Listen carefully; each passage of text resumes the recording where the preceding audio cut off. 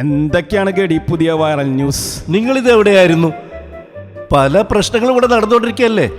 Mayor ഏതു പ്രശ്നം, big ബോസിലെ കാസ്റ്റിംഗ് കോച്ച്, സുജി ലീക്സ്, അങ്ങനെ കാര്യങ്ങൾ അങ്ങനെ നീണ്ടുപോകുകയല്ലേ. പ്രബുദ്ധ കേരളം പണ്ടേ ഇതിനൊക്കെ മിടുക്കന്മാരാണ്. ഒരു CD-യുടെ പുറകെ കുറേ കാലം ഓടിയതാണ്. ഏതെങ്കിലും രാഷ്ട്രീയ പ്രശ്നം വരുമ്പോൾ ഇങ്ങനെയുള്ള പല കേസുകളും പൊങ്ങി വരും. സ്വർണ്ണക്കടത്ത്, ശിവശങ്കരൻ, സ്വപ്ന, എന്തായിരുന്നു പകല്? പെണ്ണുങ്ങളുണ്ടെങ്കിലേ സംഗതി കൊഴുക്കുള്ളൂ. ഒരു പുതിയ കേസ് പൊങ്ങി വരുന്നുണ്ട്. പുഴു അരിക്കുന്ന കേസെന്നാ പറയണത്. പുഴോ? എന്ത് പുഴു? അതെ, വനിതാ സംവിധായക, ഭർത്താവ്, രാഷ്ട്രീയം, ഇതെല്ലാം കൂടി കെട്ടിപിണഞ്ഞു കിടക്കുക. സിനിമാ കേസാണെങ്കിൽ കണ്ടടിച്ചു പറ്റിയ കേസല്ലേ, ഇതൊന്നുമല്ല. നമ്മുടെ മമ്മൂട്ടിയെ എല്ലാരും ടാർഗറ്റ് ചെയ്യണമെന്നാ കേട്ടത്. ഓ, അതിലൊരു കാര്യമില്ലെന്നേ.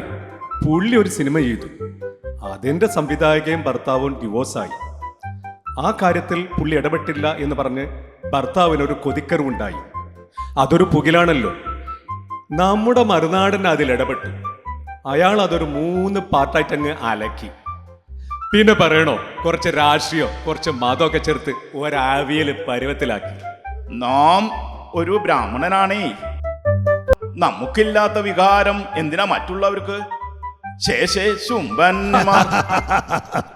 അതെ, വർഷങ്ങളായി സിനിമയിൽ അറിയപ്പെടുന്ന ഒരു ഇടതുപക്ഷക്കാരൻ കഥാപാത്രത്തിൻ്റെയും സിനിമയുടെയും പേരിൽ അദ്ദേഹത്തിനെ എങ്ങനെ ദ്രോഹിക്കണം?